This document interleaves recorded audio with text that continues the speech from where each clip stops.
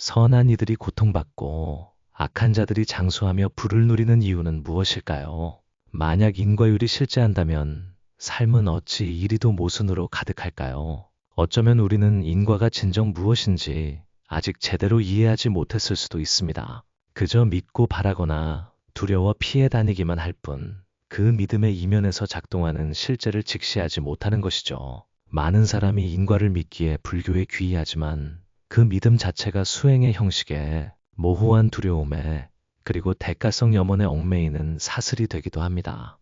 그들은 인과를 보이지 않는 신이 각자의 행동을 몰래 기록하는 공과표, 즉 점수판으로 착각하며 인생이 마치 계산 가능한 복권처럼 어떻게 해야 복을 얻고 업을 피할 수 있을지 강박적으로 살아갑니다. 그러나 초기 불교에서 말하는 인과는 그런 것이 아닙니다.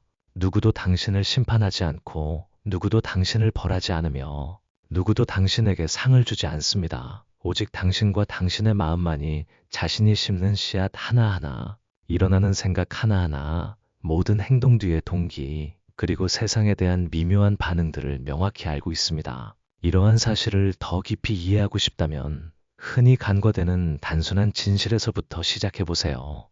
인과는 처벌의 법칙이 아닙니다. 우리는 악을 행하면 악을 만나고 선을 행하면 복을 받는다는 사회적 가르침 속에서 자랐습니다. 그러다 삶이 그 기대대로 흘러가지 않을 때 우리는 인과율이 존재하지 않는 것인지 아니면 그저 신성화된 위협의 형태일 뿐인지 의심하기 시작합니다. 진실은 인과가 심판의 모습을 띠지 않는다는 것입니다. 높은 곳에 앉아 죄와 복을 기록하는 존재는 없습니다. 잘못된 말 한마디, 어설픈 행동 하나, 잠시 나약했던 순간 때문에 당신을 벌하는 신의 계획이란 없습니다. 모든 일은 당신을 고통받게 하려는 초자연적인 의지 때문에 일어나는 것이 아니라 단순히 모든 현상에는 원인이 있기 때문입니다. 마치 호수에 돌을 던지면 물결이 퍼져나가는 것과 같습니다.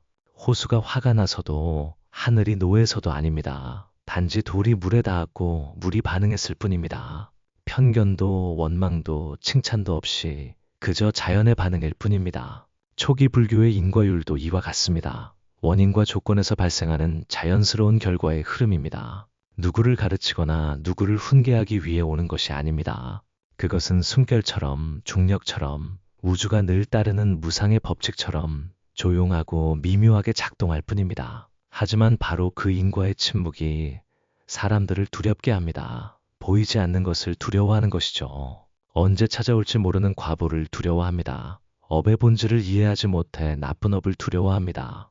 그리고 그 두려움 속에서 그들은 지옥, 악귀, 삼세의 과보, 천신들이 기록하는 장부 같은 그림들을 그려냅니다. 마치 불교의 신이 무대 뒤에서 모든 것을 조종하는 것처럼 칭찬과 비난으로 움직이는 우주를 상상합니다.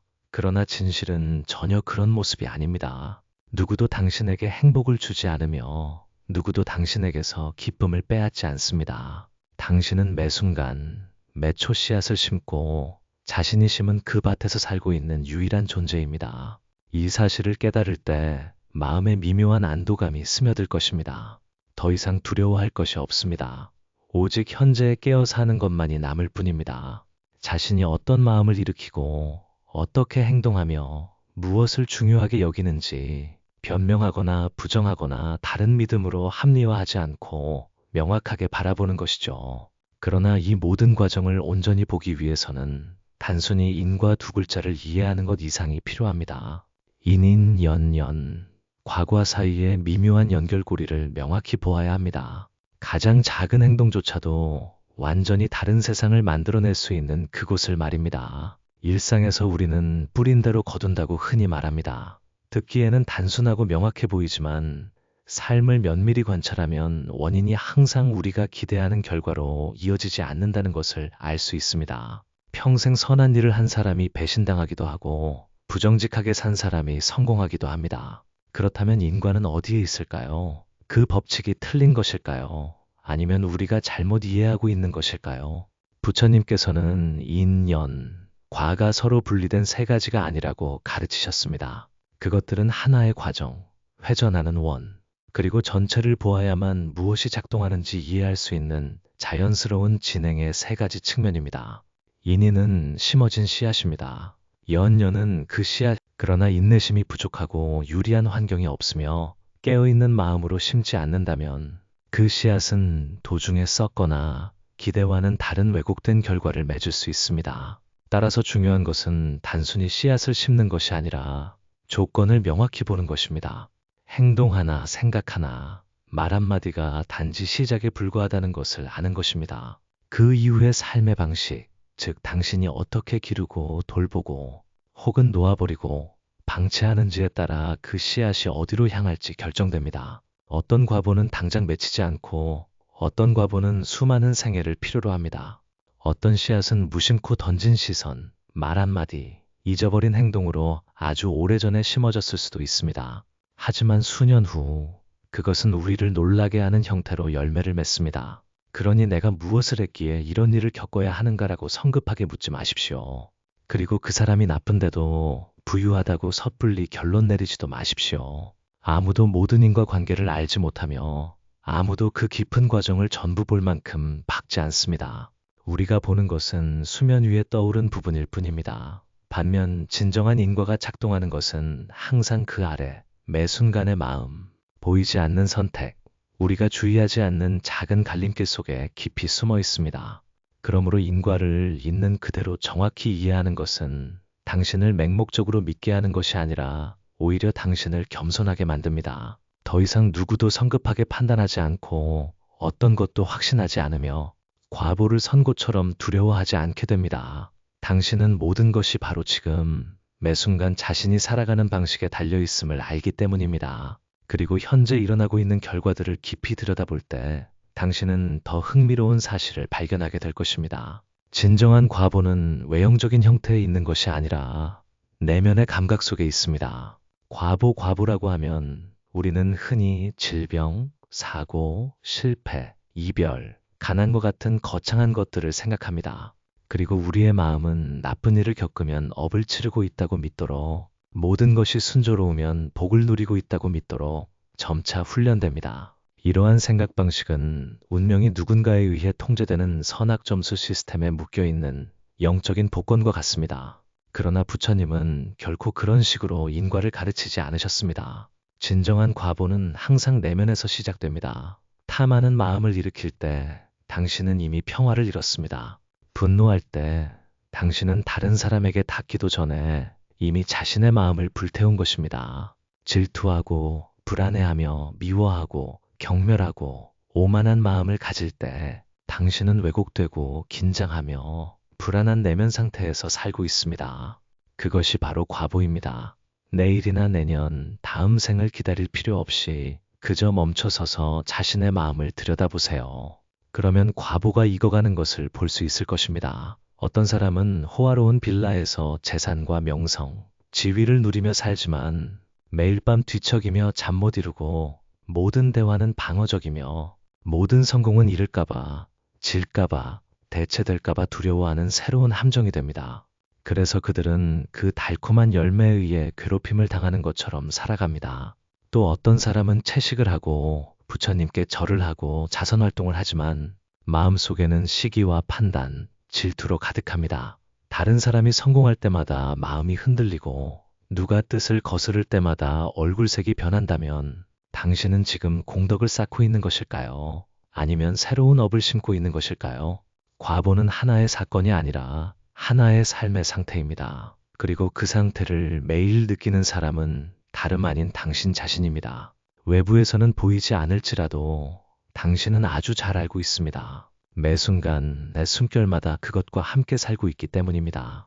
불안은 과보이고 평화롭지 못한 마음은 과보입니다. 관계에서, 직장에서, 그리고 내면에서 반복되는 고통과 번뇌, 갈등 또한 모두 과보입니다. 반대로 돈도 명예도 소유도 없는 사람들이 있지만 그들은 가볍습니다. 그들은 평온하고 자유롭게 살아갑니다. 그들은 자신이 누구인지, 무엇을 원하는지, 무엇이 필요한지 명확히 알고 쫓아가지도 피하지도 번뇌하지도 않습니다. 그리고 그들의 눈빛에서 당신은 돈으로는 살 수 없는 것, 즉 고요함을 발견할 수 있습니다. 그것이야말로 가장 깊은 축복의 과보, 자신에게 진실하게 살았던 삶의 과보인 것입니다. 부처님께서는 지혜로운 자는 인에서 과를 보고 과에서 인을 본다고 말씀하셨습니다. 내 마음은 오그라들고 있는가?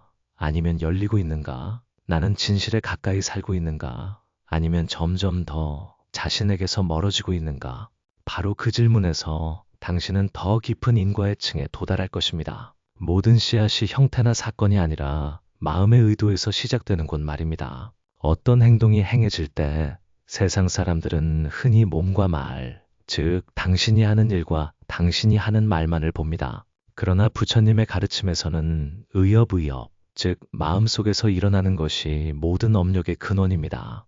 당신이 무엇을 하느냐가 아니라 왜 그것을 하느냐입니다. 당신이 무슨 말을 하느냐가 아니라 당신의 마음이 어디에서 그 말을 하고 있느냐입니다. 사람을 돕고 보시하고 법을 설하는 것과 같은 행동이라도 만약 그 동기가 존경받고 싶어서, 칭찬받고 싶어서, 두드러지고 싶어서라면 그것은 선업이 아니라 자아의 위장된 형태입니다. 반대로 밝은 마음에서 비롯되어 보답을 바라지 않고 성과를 기대하지 않으며 이미지에 집착하지 않는다면 물 한 잔을 따르거나 돌멩이를 줍거나 시선 한번 양보하는 것과 같은 작은 일도 깊은 선업이 됩니다. 어떤 사람은 계율을 엄격하게 지켜 거짓말을 하지 않고 살생을 하지 않으며 도둑질을 하지 않지만 그 마음속에는 여전히 의심, 비교, 경멸, 분노로 가득합니다. 그렇다면 그들이 지키는 것은 계율의 껍데기일 뿐 마음은 결코 변화되지 않았습니다. 따라서 인과는 겉으로 드러나는 모습에 따라 작동하는 것이 아니라 그 행동이 행해질 때 마음의 질에 따라 작동합니다. 당신이 어떤 가혹한 말도 하지 않을 수 있지만 만약 마음속에서 증오, 경멸, 질투가 일어난다면 그 에너지는 이미 부정적인 인입니다. 그리고 바로 그 에너지가 반복적으로 축적되고 작고 지친 자아를 키워나갈 것입니다. 그러다 어느 날 당신은 왜 그런지도 모른 채 좁고 답답하고 고립된 삶을 살게 될 것입니다. 업은 사실 당신 외에 아무도 알아차릴 필요가 없습니다. 오직 당신만이 그것과 함께 살고 있기 때문입니다. 당신이 일으키는 생각 하나하나가 이미 씨앗이며 아직 말로 표현되지 않은 의도 하나하나가 이미 하나의 방향입니다. 당신이 직시하기를 거부했던 감정 하나하나가 조용히 흔적을 남깁니다. 그리고 점차 그 마음의 의도들이 오랜 세월 반복되면서 제2의 본성이 됩니다. 당신은 어떤 패턴에 따라 반응하고 어떤 관성에 따라 살아가며 자신의 업으로 물든 렌즈를 통해 세상을 바라보기 시작합니다. 그때 과보는 더 이상 누군가에게 벌을 받는 것이 아니라 당신의 깨닫지 못한 마음으로 만들어낸 세상 속에 당신 스스로 갇히는 것입니다.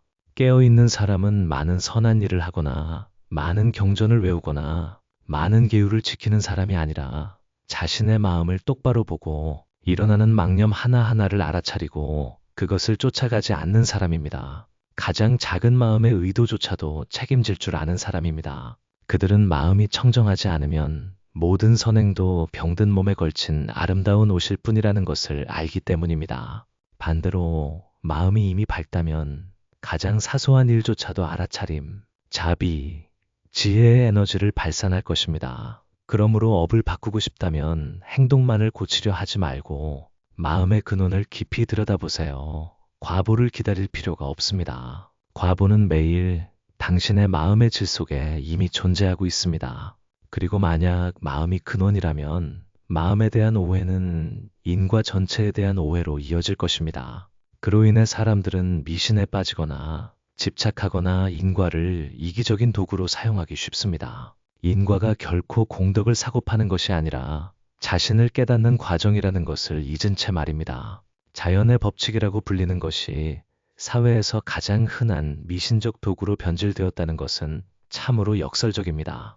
초기 불교의 인과는 본래 마음과 행동의 순수한 작동이지만 많은 사람이 그것을 두려움으로 대가를 바라는 희망으로 도덕의 옷을 입힌 의식으로 접근합니다. 어떤 사람은 보시를 많이 하고 의식에 맞게 공양하고 예식대로 독송하면 나쁜 업을 없앨 수 있다고 생각합니다. 어떤 사람은 매일 부처님께 절하고 채식을 하고 정기적으로 방생하면 복을 쌓아 재앙을 피할 수 있다고 믿습니다. 그러나 다시 생각해 보십시오. 천국에 가기 위해 보시한다면 그것은 도덕의 모습을 한탐욕입니다. 업장을 소멸하기 위해 채식한다면 그것은 자비의 옷으로 감싼 두려움입니다. 부처님께서는 당신이 믿고 두려워하거나 투자할 논쟁의 대상으로 인과를 제시하지 않으셨습니다. 그분은 무명과 탐진치에서 행동할 때 고통이 발생한다고 분명히 지적하셨습니다. 그리고 당신의 마음이 밝고 행동이 순수할 때 평화가 필연적인 결과로 나타날 것이며 그것은 보상이 아니라고 말씀하셨습니다. 인과는 편협하지 않습니다. 수행자의 옷을 입은 사람을 편애하지 않습니다. 경전을 잘 외우는 사람에게 특혜를 주지 않고 나약하고 고통받는 사람을 벌하지도 않습니다. 그것은 단지 불이 뜨겁고 돌이 무겁고 비가 내리는 것처럼 작동할 뿐입니다. 뒤에서 조종하는 사람도 없고 어떤 신도 결정하지 않습니다. 오직 당신이 살고 생각하고 말하고 행동하며 그로 인해 결과가 발생할 뿐입니다. 인과에 대해 더 미신적으로 믿을수록 당신은 현재에 깨어날 기회를 더 많이 잃을 것입니다. 다른 사람이 나중에 업보를 받을 것이라고 바라느라 자신의 분노가 자신을 태우는 것을 보지 못할 것입니다. 복을 쌓고 있다고 생각하여 자신의 마음속 이기심을 보지 못할 것입니다. 위선적인 도덕의 껍데기에 익숙해져 진정한 마음을 들여다볼 용기를 내지 못할 것입니다.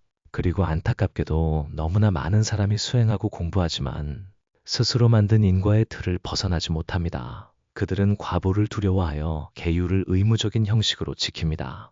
그들은 복을 바라며 자선을 일종의 투자로 행합니다. 그러나 마음은 여전히 불안하고 의심으로 가득하며 삶은 여전히 헤매고 있습니다. 업이 행동에 있는 것이 아니라 마음의 출발 동기에 있다는 것을 이해하지 못하기 때문입니다.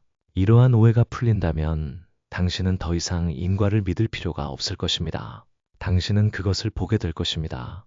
매 숨결마다, 매 반응마다, 매 작은 선택마다 보게 될 것입니다. 그리고 그 순간부터 당신은 인과를 세상을 통제하는 도구가 아니라 자신을 비추는 거울로 사용하게 될 것입니다. 그 거울은 당신을 더 나은 사람이 되게 하는 것이 아니라 더 진실한 사람이 되게 합니다.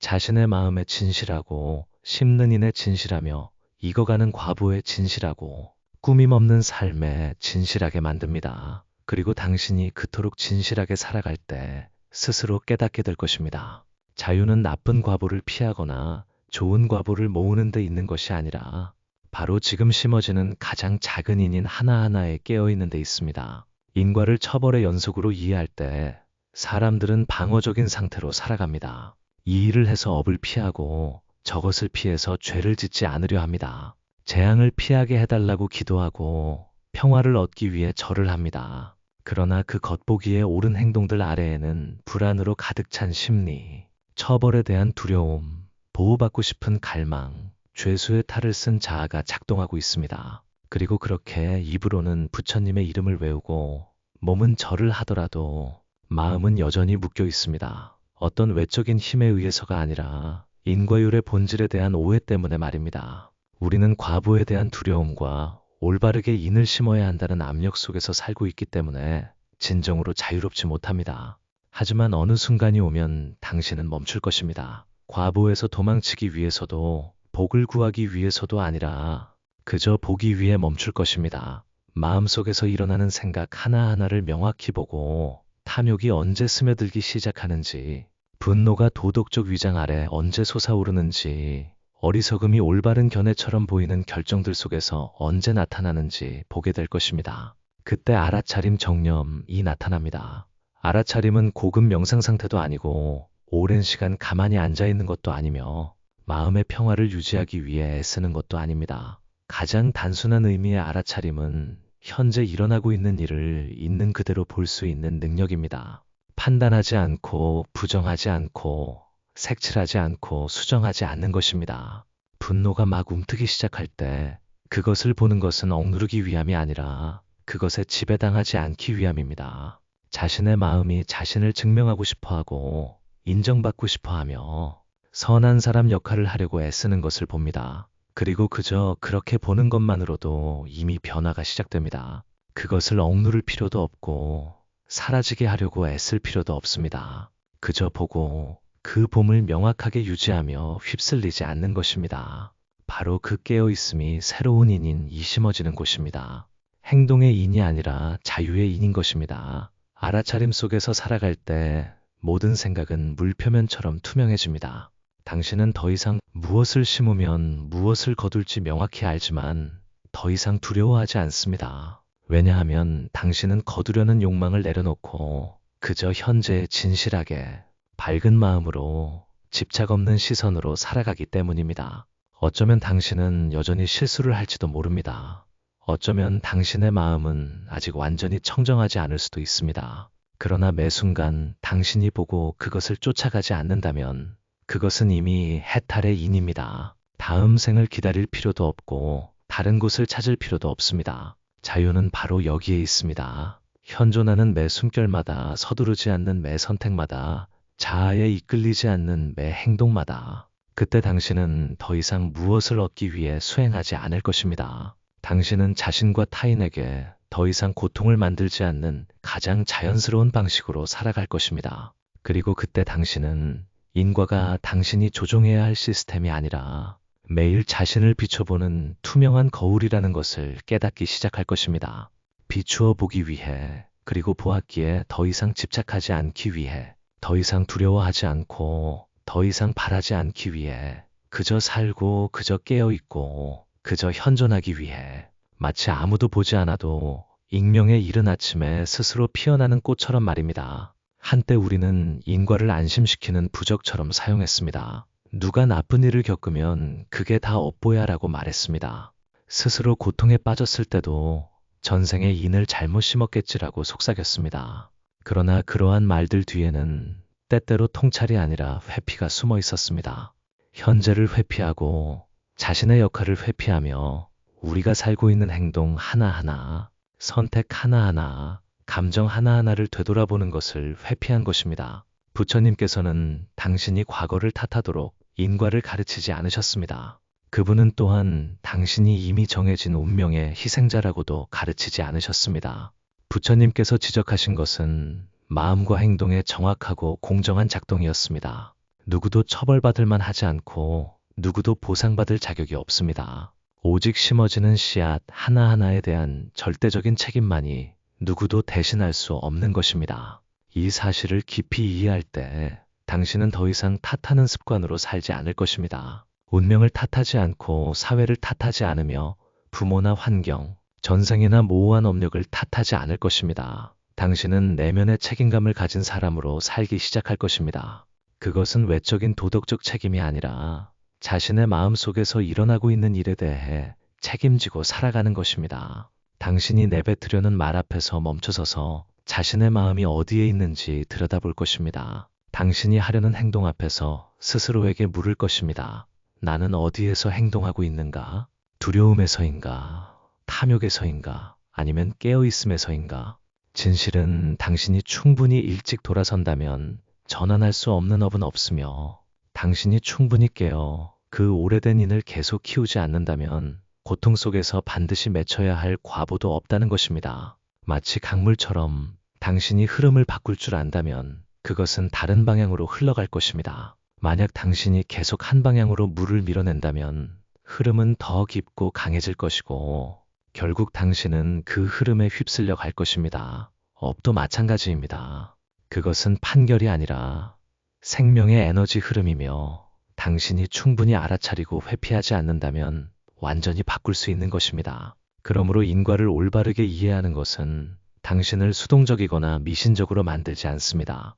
오히려 당신 안에 있는 강력한 생명력을 활성화시킵니다. 정면으로 바라보고 책임질 용기를 가지며 외부의 어떤 것도 탓하지 않을 용기 말입니다. 그리고 그것이 바로 진정한 성장이 시작되는 곳입니다. 무엇인가 새로운 것을 배워서 성장하는 것이 아니라 오래된 것을 새로운 눈으로 다시 볼 용기를 가짐으로써 성장하는 것입니다. 당신도 한때 불선한 인을 심었을지 모릅니다. 이 세상에 완전히 순수한 사람은 아무도 없습니다. 하지만 당신이 그 과거로부터 도망치지 않고 돌아가서 그것을 이해하고 그것으로부터 배우며 그것을 변화시킬 용기가 있다면 당신은 바로 그 자리에서 새로운 인, 즉 깨어남의 인을 심고 있는 것입니다. 그리고 그 순간부터 당신은 더 이상 복을 모으기 위해 살지도 않고 과보를 피하기 위해 살지도 않을 것입니다. 당신은 더 이상 예전처럼 살 수 없기 때문에 살아갈 것입니다. 당신은 매 순간에 깨어 있음이 바로 인과의 순환 속에서 고통을 끝내는 것임을 이제 인과는 짐이 아니라 깨달음의 지도입니다. 당신을 자신에게로 한 걸음 한 걸음, 한숨 한숨, 아주 작은 선택들을 통해 되돌려 놓는지도 말입니다. 그것은 더 자유롭고 깊이 있는 삶을 열어주는 문입니다. 당신은 인과를 교리처럼 믿을 필요도 없고 누구와도 옳고 그름을 다툴 필요도 없습니다. 그저 자신을 들여다보고 자신의 마음속에서 작동하고 있는 것들을 보는 것으로 충분합니다. 인과는 결코 부재한 적이 없었습니다. 당신이 살아가면서 더 이상 나쁜 과보를 피하거나 좋은 과보를 쌓으려고 하지 않고 그저 자신의 마음속에서 심어지는 인 하나하나를 볼 수 있게 될 때 인과는 더 이상 도덕적 도구가 아니라 당신을 돌아보게 돕는 조용한 거울이 될 것입니다. 어떤 틀에 맞춰 자신을 고치기 위함이 아닙니다. 세상 사람들의 눈에 고귀해지기 위함이 아니라 그저 온전하고 정직하게 그리고 더 이상 자신을 해치지 않는 방식으로 살기 위함입니다. 세상은 불공평할 수 있고 사람들은 당신에게 잘못 대할 수 있으며 일들은 통제불능으로 일어날 수 있습니다. 그러나 당신이 밝은 생각, 올바른 말, 선한 행동을 선택할 만큼 충분히 깨어 있다면 자유의 문은 바로 지금 이 현실 속에 열려 있습니다. 왜냐하면 가장 깊은 층위의 인과는 처벌이나 보상의 이야기가 아니기 때문입니다. 그것은 당신이 멈춰서서 새로운 인을 심기로 선택하는 매 순간의 재탄생 기회입니다. 과거가 어떠했든 전생이 무엇이든 상관없습니다. 바로 이 순간 당신은 다르게 살고 다르게 생각하며 다르게 사랑할 수 있습니다. 그리고 그것은 누구의 증명도 필요 없고 누구의 칭찬도 필요 없습니다. 오직 당신 자신이 더 가볍고 더 밝고 더 진실해졌다고 느끼는 것으로 충분합니다. 그러니 달콤한 과보를 목표처럼 바라지 마십시오. 과보를 유령처럼 두려워하지 마십시오. 그리고 과보를 피하기 위해서도 인을 모으기 위해서도 아니라 더 이상 두려움이나 갈망에 이끌리지 않는 그 마음을 만지기 위해 살기 시작하십시오. 그것이 바로 인과가 윤리적 교훈이 아니라 삶의 지혜가 되는 곳이며 수행이 무엇인가를 달성하기 위함이 아니라 더 이상 거짓되게 살 수 없기 때문에 이루어지는 곳입니다. 당신이 여기까지 함께 마음을 깨달았다면 아마도 당신 안에 믿음보다 더 깊은 어떤 것, 빛이 스며들기에 충분한 균열이 생겼을 것입니다. 이 모든 것들이 당신의 마음속 깊이 자리한 깨달음으로 향하는 길일 것입니다.